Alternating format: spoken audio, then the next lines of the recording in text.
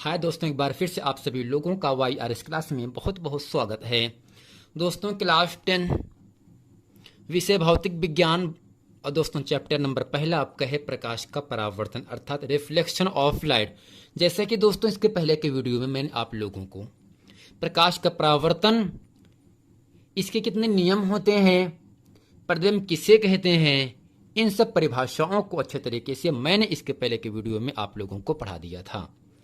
अगर दोस्तों वो वीडियो नहीं देखे हैं तो नीचे लिंक दिया गया है, वहां जाकर आप इस वीडियो को अच्छे तरीके से देख सकते हैं। तो दोस्तों यहां से आपका हेडिंग नंबर पहला है प्रतिबिंब निम्नलिखित दो प्रकार के होते हैं। दोस्तों पहला क्या होगा आपका वास्तविक प्रतिबिंब, दूसरा जिसे हम दोस्तों क्या कहते हैं, रियल इमेज कहते हैं। और दोस्तों दूसरा होता है आभासी प्रतिबिंब जिसे कहते हैं वर्चुअल इमेज। तो दोस्तों वास्तविक और आभासी समझने से पहले हम ये समझ लेते हैं किसे कहते हैं प्रतिबिंब यानी इमेज। अर्थात दोस्तों जब दर्पण के सामने जब किसी कांच के सामने किसी वस्तु को रखा जाता है तो उस वस्तु का दर्पण में जो आकृति बनेगी उस वस्तु को दोस्तों हम क्या कहते हैं, प्रतिबिंब कहते हैं। अर्थात दोस्तों जब दर्पण के सामने किसी वस्तु को रखा जाता है तो दर्पण में जो आकृति बनेगी वह उस वस्तु का प्रतिबिंब कहलाता है। यानी दोस्तों जब हम बाल कटवाने जाते हैं तो आपका पूरा फिगर चेहरा कांच में दिखाई देता है, तो जो कांच में चित्र आपको दिखेगा वही आपका प्रतिबिंब होता है। अब दोस्तों यहां से जो प्रतिबिंब होगा वो निम्नलिखित दो प्रकार का होता है। वास्तविक प्रतिबिंब जिसे कहते हैं रियल इमेज। दोस्तों इसमें लिखेंगे यदि किसी बिंदु से चलने वाली प्रकाश किरणें परावर्तन के पश्चात अर्थात टकराने के बाद किसी बिंदु पर वास्तव में मिलते हैं तो इस बिंदु को बिंदु वस्तु का वास्तविक प्रतिबिंब कहते हैं। इसे किसी पर्दे पर प्राप्त किया जा सकता है।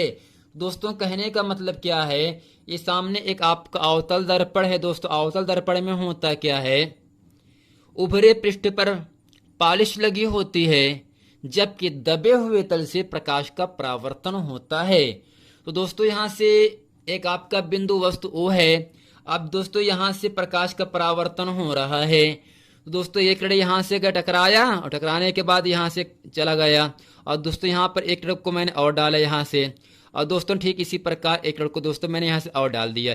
यानी पहला किरण ये है, दूसरा ये है, तीसरा ये है। अब दोस्तों पहला यहां दूसरा यहां काट रहा है ना। अगर दोस्तों दर्पण के सामने काटेगा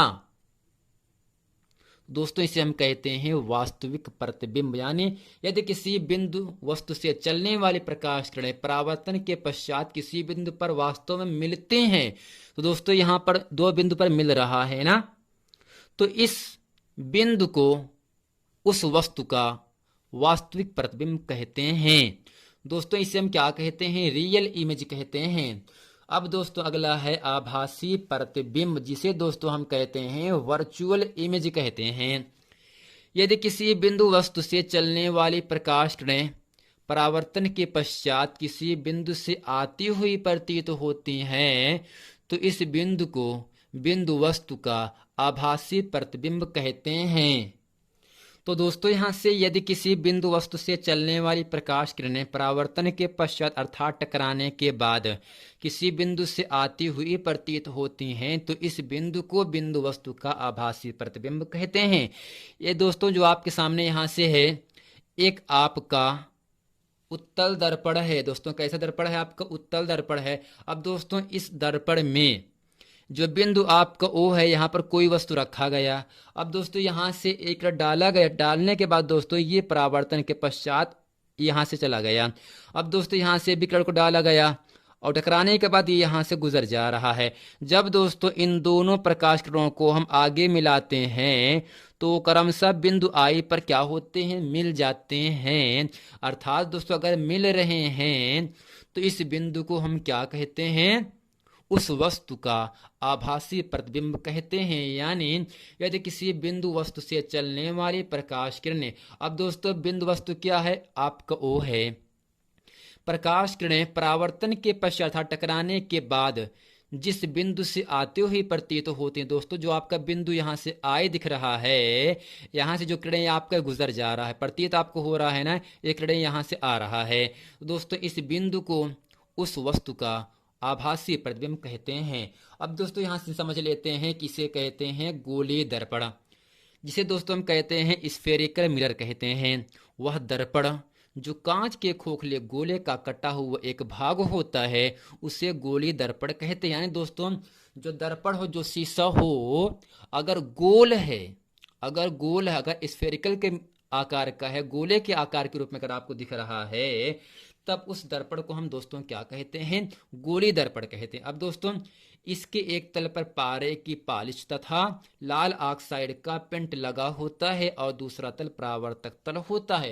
यानी दोस्तों जब आप अपने बाल को शीशे की सहायता से आप झाड़ते हो, तो जो पिछला हिस्सा होता है वो लाल ऑक्साइड का पेंट लगा होता है, और दोस्तों जिस पृष्ठ पर पॉलिश नहीं लगा होता है उस तल से प्रकाश का परावर्तन होता है। दोस्तों यानी जो आपका दर्पण होगा, इसके एक तल पर पारे की पॉलिश लगी होती है तथा दूसरे पृष्ठ पर लाल ऑक्साइड का पेंट लगा होता है, तथा दूसरा जो तल होता है उससे प्रकाश का परावर्तन होता है। दोस्तों उम्मीद करते हैं गोलीय दर्पण किसे कहते हैं इसे अच्छे तरीके से आप लोग समझ गए होंगे। अब दोस्तों गोलीय दर्पण निम्नलिखित दो प्रकार का होता है। तो दोस्तों यहाँ पहला प्रकार आपके सामने है अवतल दर्पण, जिसे कहते हैं कनकेव मिरर। ऐसा दर्पण जिसके दबे हुए तल से परावर्तन होता है और उभरे हुए तल पर पॉलिश लगी हो, अवतल दर्पण कहलाता है। जैसे कि दोस्तों इस पूरे आकृति में, पहली आकृति में दोस्तों M1 M2 क्या है? एक आपका दर्पण का द्वारक है। अब दोस्तों इस दर्पण में क्या है? जो आपका उभरा पृष्ठ है उस पर दोस्तों क्या है? पारे की पॉलिश किया गया है, जबकि जो दबा हुआ तल है उससे प्रकाश का परावर्तन होता है। दोस्तों सिंपल क्या समझना है, जिस तल पर पॉलिश नहीं लगा होता है उस तल से प्रकाश का परावर्तन होता है, और जिस तल पर पॉलिश लगा होता है उस तल से प्रकाश का परावर्तन नहीं होता है। तो ऐसा दर्पण जिसके दबे हुए तल से परावर्तन होता है। अब दोस्तों इसमें जो दबा तल है, इसके अंदर का जो भाग है उस पर पॉलिश तो किया नहीं गया है, इसलिए दबे तल से दोस्तों क्या होगा?